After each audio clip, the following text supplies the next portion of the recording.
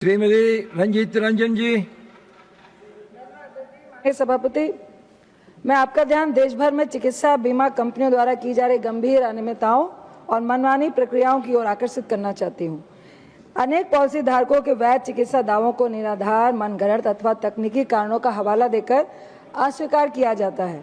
कई मामलों में संपूर्ण दस्तावेज उपलब्ध होने के बावजूद दावों को pre existing disease, insufficient proof, non disclosure, package mismatch जैसे तर्कों के आधार पर अनुचित रूप से ठुकरा दिया जाता है।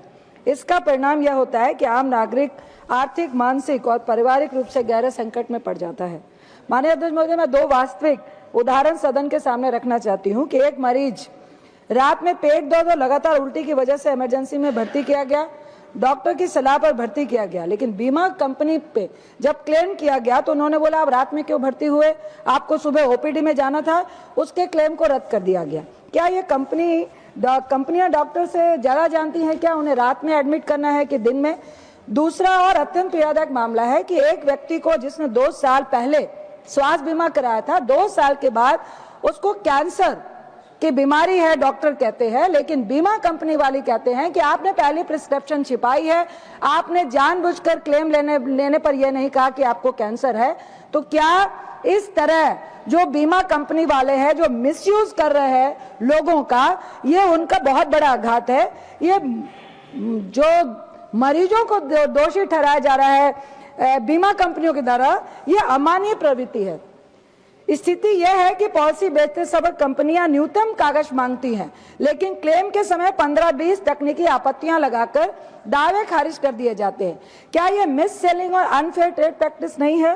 साथ ही आरडीएआई की शिकायत व्यवस्था बीमा भरोसा आईजीएमएस कागज पर जितनी प्रभावी दिखती है सर, जमीनी स्तर पर उतनी ही निष्क्रिय साबित हो रही है।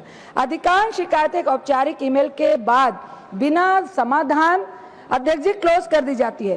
क्या यह बीमा उपभोक्ताओं के साथ अन्याय नहीं है? सर, मेरी सरकार से डिमांड है और मैं उनको अनुरोध करना चाहती हूं कि आरडीआई के दिशा निर्देशों का कठोर एवं अनिवार्य पालन सुनिश्चित किया जाए।